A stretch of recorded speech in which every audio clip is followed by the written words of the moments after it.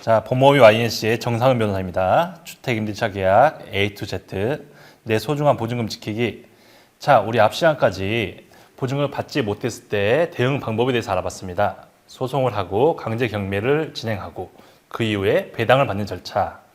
자, 그러면 이 과정을 대비하기 위해서 우리는 어떤 준비를 해야 되는가? 임대차 계약을 할 때의 유의사항에 대해서 알아보도록 하겠습니다. 먼저 시작하기 전에 이런 질문을 드리고 싶어요. 보증금을 100% 제때 받을 수 있는 집이 있을까요? 제가 학생들한테 물어보면요. 학생들이 공인중개사 가서 이렇게 물어본대요. 저는 다른 거 다 필요 없고요. 보증금 100% 받을 수 있는 집을 원해요. 그러면 집주인들이 이런 집을 소개해 준다고 합니다. 집값에 비해서 보증금이 좀 싼 집, 혹은 임대인이 부자이고 유명한 집, 이런 집들을 소개해 준다고 하는데요. 자, 이 집이 시가가 10억이야. 근데 내가 보증금을 5억 주고 전세를 들어간다. 그러니까 무조건 받을 수 있을 거라고 합니다. 근데 과연 그럴까요? 아까 전에 제가 소송하는데 8개월, 강제경매에 낙찰되는데 1년 걸린다고 했죠? 1년 8개월. 그리고 우리가 이 집에 사는 게 2년. 그럼 최소 3년 8개월 뒤에 낙찰이 되겠죠?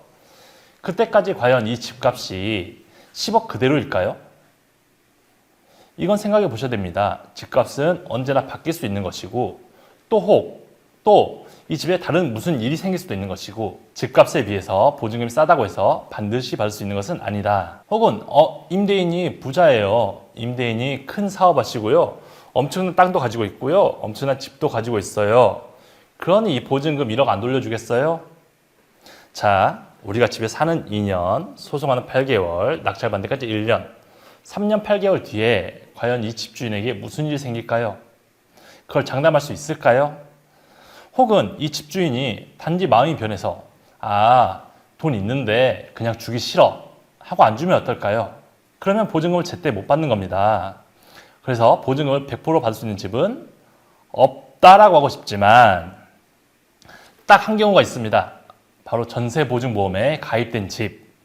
전세보증보험, 아까 전에 보증금 받지 못했을 때 전세보증보험에 신청하면은 돈이 나온다. 시간 좀 걸리겠지만 떼이진 않는다. 오로지 전세보증보험에 가입된 집만 돈을 제때 받을 수 있다. 그래서 전세보증보험은 필수입니다. 우리가 보증금을 떼일까 봐 걱정이 된다면 전세보증보험에 무조건 가입하셔야 된다. 이거 필수로 알아두실게요. 자, 우리가 임대차 계약을 체결하려고 해요. 그러면 어디서부터 시작을 해야 될까요? 바로 등기부등본입니다. 등기부등본 제가 누구나 뗄 수 있다고 말씀드렸죠. 그럼 어디서 떼야 돼요? 가장 먼저 법원 등기소에서 떼줍니다. 그런데 법원 등기소 너무 멀어요. 언제 가요? 자, 컴퓨터에서는 인터넷 등기소 사이트 www.iros.go.kr, 스마트폰에서도 뗄 수 있습니다. 앱스토어나 플레이스토어에서 인터넷 등기소. 무조건 뗄 수 있나요? 무조건 뗄 수 있습니다. 남의 집인데요? 남의 집이어도 상관없습니다. 주소를 몰라요? 주소는 알아야겠죠. 열람용 700원, 제출용 1000원. 여러분은 열람용으로 떼시면 됩니다. 우리가 볼 거잖아요. 이것도 수수료가 좀 면제되면은 좋을 텐데 700원 내고 보셔야 된다. 자, 인터넷 등기소에서 등기부등본 발급받았어요. 이거 어떻게 봐야 돼요? 등기부등본은요, 모두 다 세 가지로 나눠져 있습니다. 표제부, 갑구, 을구. 표제구는요, 건물의 표시입니다. 이 건물이 어떤 건물이고, 이름이 무엇이고, 주소가 어디고, 이 건물의 구조는 어떻게 되고, 철근으로 지었는지, 목조로 지었는지, 넓이가 어떻게 되는지, 이런 부분이 표제부에 있고요. 갑구는 소유권에 관한 사항입니다. 이 집의 주인이 누구인지, 주인이 누구이고, 어떻게 판매됐고, 어떻게 매매됐는지, 혹은 소유권을 제한한 사항이 있는지, 이것들이 갑구에 있게 되고요. 을구는 소유권 이외의 권리에 관한 사항. 아까 전에 저희 배당 받을 때 을구 봤었지요. 배당의 순서가 나와 있다. 이 집을 누구에게 담보 줬는지, 이 집에 전세권이 있는 건 누구인지, 우리 임차권 등기명령 배웠잖아요. 임차권 등기가 된 사람은 누가 있는지 이것들이 을구에 있다. 저 전세 계약했고요. 대항력 확정일자 받았는데 이것도 을구에 있나요? 을구에 없다 그랬죠. 없어도 보호를 받는 것이다. 그래서 민법의 특칙이다. 그러면 우리가 계약을 맺을 때 각자 표제부, 갑구, 을구에서 무엇을 확인해야 되는지 한번 봅시다. 먼저 표제부입니다. 표제부 보시면요. 주소가 나와 있고요. 건물이 철근 콘크리트 구조 아파트네요. 아파트가 지하 1층부터 1층, 2층 쭉 있고 대지권이라 그러는데 이 어떤 땅을 이용할 수 있는 권리, 아파트도 땅 위에 있잖아요. 그 땅을 이용할 수 있는 권리가 대지권에 기재되어 있고요. 우리가 특히 조심해서 봐야 될 부분은 전유 부분의 건물의 표시 중 면적입니다. 우리 공인중개사 통해서 그 집에 가봤을 거 아니에요? 주소 확인했죠. 위치 확인했죠. 그런데 표제부에 있는 이 면적과 우리가 계약하는 면적이 다를 때가 있어요. 이 부분은 직접 확인하지 않으면 잘 모르는 것이고요. 우리가 강제 경매에 넘길 수도 있죠. 강제 경매에 넘겼을 때는 이 표제부에 있는 부분이 넘어가는 것입니다. 집주인하고 공인중개사가 집 보여주고 이렇게 설명해요. 이 집 30평짜리 집이에요. 30평이면 충분히 살만하겠네요. 살기 너무 넓네요. 하고 집을 구했는데 등기부등본을 떼봤더니 표제부에 20평이가 나와 있어. 그럼 우리가 경매에 넘기는 부분은 20평입니다. 그래서 반드시 등기부등본상의 표제부와 우리가 계약하는 주택의 내용이 일치하는지 확인을 하셔야 된다. 다른 얘기 들어볼까요? 이 집이 철근이에요 라고 했는데 등기부 봤더니 여기에 목재라고 되어 있어. 그러면 우리가 경매에 넘기는 건물은 목조 건물입니다. 그래서 다시 한번 표제부와 우리가 계약한 주택의 내용이 일치하는지 확인하셔야 된다. 다음 갑구로 넘어갈게요. 갑구는 소유권에 관한 사항, 이 집주인이 누구인지에 대해서 나오는 것이다. 모든 갑구의 처음엔요, 소유권 보존이라고 되어 있습니다. 이거는 이 집을 처음 짓고 처음 주인이 된 사람. 그 뒤에는 소유권 이전이에요. 누구에게 매매했는지. 이 집주인은요, 소유권 이전에 가장 마지막이 소유주입니다. 한 번도 판 적이 없다. 집 지은 사람이 그대로 가지고 있다 하면 보존이 마지막에 있겠죠. 이 사람이 반드시 임대인이어야 합니다. 임대인과 소유자가 일치해야 한다. 자, 이런데 임대인이 소유자와 달라요. 그래서 임대인하고 소유자하고 다른데요? 라고 하면요. 임대인이 이렇게 말합니다. 민법에 보면요. 임대인이 소유자가 아니더라도 임차할 수 있어요. 그래서 유효한 계약입니다. 그래서 저도 한번 찾아봐요. 민법, 임대인, 소유자 다를 때 그래도 유효하대요. 그럼 오케이? 아닙니다. 우리 보증금을 받지 못했을 때 이 집을 경매에 넘겨야 되잖아요. 근데 경매에 넘기는 재산이 뭐예요? 임대인의 재산이어야 됩니다. 근데 소유자가 다르다? 그럼 우리가 알고 있는 가장 큰 재산이 경매에 못 넘어가게 되는 겁니다. 그래서 반드시 임대인과 소유자가 동의를 해야 된다. 그래야지만 보증금을 받지 못했을 때 경매에 넘길 수가 있다. 변호사님, 제가 갑구를 봤는데요. 소유권 이전, 보존은 처음이고 이거 알겠어요. 압류 알겠어요. 압류가 되어 있으면은 이 집은 뭐 소유권을 뺏겨 있다. 이것까지는 알겠는데요. 가압류, 가처분, 가등기, 가뭐뭐가 있대요. 이건 뭐예요? 여러분 제가 주의라고 해놨잖아요. 주의는 하지 말라는 겁니다. 가압류, 가처분, 가등기 모두 소유권에 이상이 있을 수 있다는 것이고요. 가짜가 임시란 뜻입니다. 아직 압류가 된 건 아닌데 나중에 압류가 될 수 있는 거다. 자, 등기해놨잖아. 가압류 등기해놨잖아. 너 이거 압류 될 거 알고 있었잖아. 그러니까 소유권이 바뀌어도 뭐 할 말이 없지. 이런 겁니다. 주의라고 되어 있지만 하지 마시라. 계약 체결하지 않는 것이다. 집주인이래요. 아, 가압류가 되어 있긴 한데 소송에서 내가 이길 거라서 가압류는 없어질 거예요. 아, 가처분이 되어 있긴 한데 곧 없어질 거야. 임시잖아. 임시니까 없어질 거야. 믿을 수 있어요? 믿으시면 나중에 집주인이 아닌 사람하고 임대차 계약을 체결한 것과 똑같이 된다. 그러니 압류, 가압류, 가처분, 가등기 등등 어쨌든 소유권 이전과 보전 외의 사항이 있다 그러면은 계약을 체결하지 마시라. 이걸 알아두셔야 됩니다. 다음 신탁입니다. 먼저 결론부터 얘기해 드릴게요. 갑구를 봤더니요. 마지막에 신탁이라고 있어요. 신탁이 뭐예요? 계약을 하지 말라는 뜻입니다. 신탁이요. 요새는 많이 쓰고 있지만 예전에는 잘 모르던 제도란 말이에요. 근데 신탁이 무엇이냐? 내가 이 부동산을요. 신탁회사한테 팔아요. 그리고 돈을 빌립니다. 그래서 돈을 다 갚으면은 신탁회사가 돌려주는 거예요. 이 집의 소유권이 누구한테 있다? 신탁회사에게 있다. 그러면 집주인이 그럽니다. 아, 이 집은 내 거고요. 신탁회사한테 잠깐 맡겨놓은 거예요. 신탁회사에서 관리해 주는 것뿐입니다.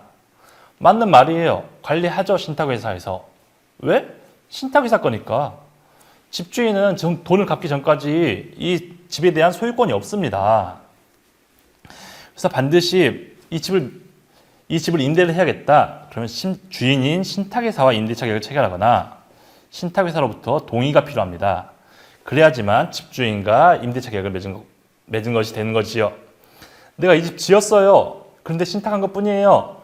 지었으면 뭐예요? 소유권은 신탁회사에게 있는데 이 지은 집주인과 계약을 체결하더라도 나중에 경매에 넘길 수가 없다. 아무런 보호를 받지 못한다. 자, 제가 주의라고 해놨습니다. 계약을 체결하지 마시라는 뜻입니다. 동의 받으면 되는 거 아니에요? 신탁회사가 왜 동의를 해줄까요? 신탁회사에서 임대차 계약을 동의해 주는 경우는 이 보증금만큼 돈을 갚았을 때예요. 근데 돈을 갚을 수 있으면은 어차피 보증금 받아봐야 돈을 갚아야 되는데 집주인이 임대를 놓을까요? 놓지 않습니다.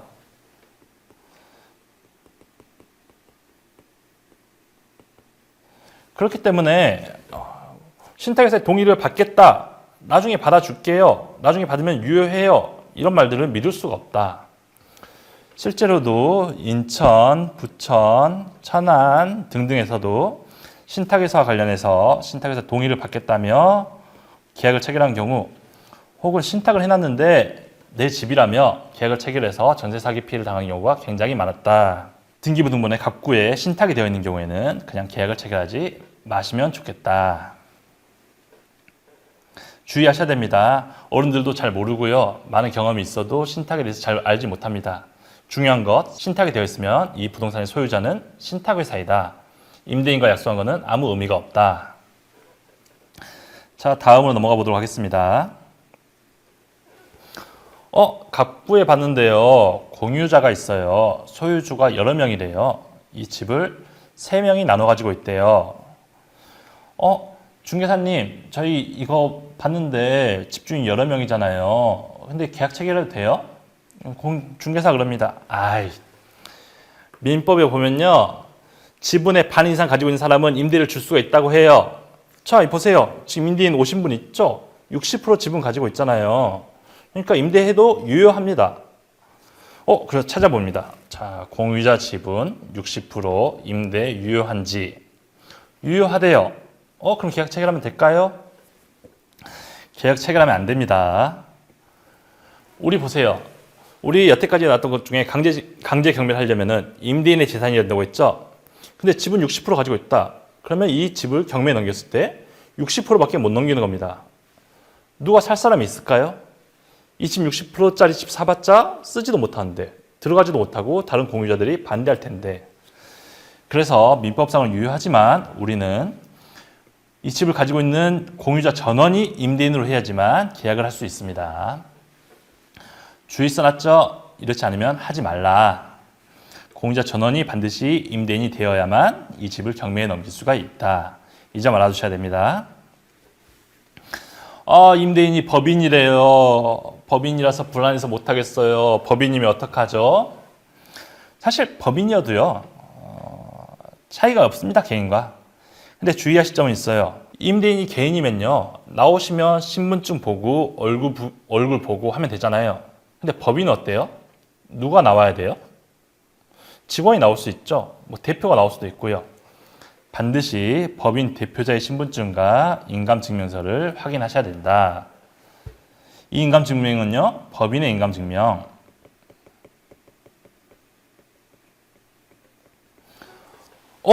여기요, 갑구에는요, 법인 이름이 적혀 있거든요. 주식회사, 임대인 적혀 있는데요. 계약서에 보니까 사장 누구만 적어져 있어요. 주식회사, 임대인 이런 말이 없어요. 계약 체결 될까요? 안 됩니다. 자, 이 부동산의 주인은 주식회사잖아요. 그런데 계약서에 사장만 적혀 있다. 그럼 사장이 계약 체결한 거예요. 주식회사와는 별개입니다. 임대인과 소유자가 다른 경우가 됩니다. 그래서 반드시 이 부동산의 갑구에 주식회사 땡땡땡이라고 적혀 있으면은 계약서도 주식회사 땡땡땡이라고 적혀 있어야 된다. 나중에 가서 사장님 와서 계약했잖아요. 그건 사장 책임이고 주식회사는 모르겠고 경매는 이 부동산은 주식회사 거니까 경매에 넘길 수가 없고 이렇게 됩니다.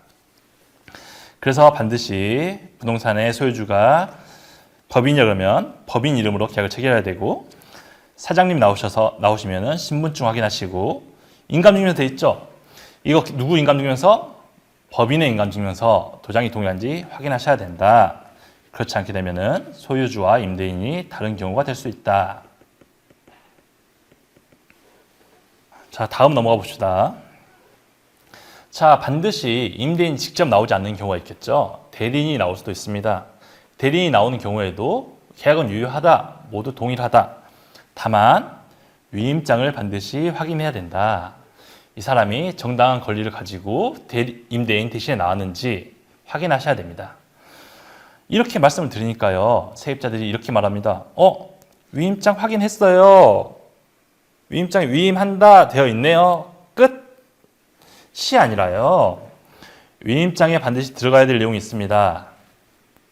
누가 위임했는지, 그리고 위임 받는 사람이 누구인지, 그리고 나온 사람이 그 위임을 받은 사람이 맞는지, 여기까지는 당연히 확인해야 되고요. 위임장에 계약의 조건과 계약 범위가 있어야 됩니다. 이 이유가 뭐냐? 예전에는 이런 사기가 굉장히 많았거든요. 내가 대리인이야. 집주인에게 저 대리권 주시면요, 제가 월세 계약 해올게요. 그리고 세입자한테 가서 저희 전세 계약 체결해요 라고 하는 겁니다. 세입자한테 1억을 받아서요, 집주인한테 차내 100에 계약했어요. 자, 1000만 원 드릴게요. 그리고 뭐 월세 드릴게요. 이런 전세 사기가 굉장히 많았습니다. 그래서 반드시 계약의 조건과 계약의 범위를 확인해라. 혹은 내가 임대인이 집이 여러 개야. A, B, C 있어. 근데 A에 대해서 대리권 줬는데 그거 가지고 와서 B랑 계약을 하는 겁니다. 집주인은 모르죠. 어떻게 계약을 했는지. 나중에 집주인에게 자, 전세 계약 끝났잖아요. 보증금 돌려주세요. 라고 했더니 집주인이 월세 사시잖아요. 라고 하는 경우가 왕왕 발생했다. 반드시 계약 조건, 계약 범위 확인하셔야 된다. 위임장 확인했어요. 계약 조건과 범위가 있어요. 근데 보증금을 대리인한테 입금을 해달래요. 이것도 확인해야 된다. 임대인에게 입금하는 게 좋고요. 임대인에게 입금하지 않는다면 누가 받을 것인지 보증금 수령인이 적혀 있어야 된다. 그렇지 않으면 나중에 불필요한 분쟁에 시달릴 수가 있다. 자, 위임장 확인했으니까 끝났어요? 아닙니다.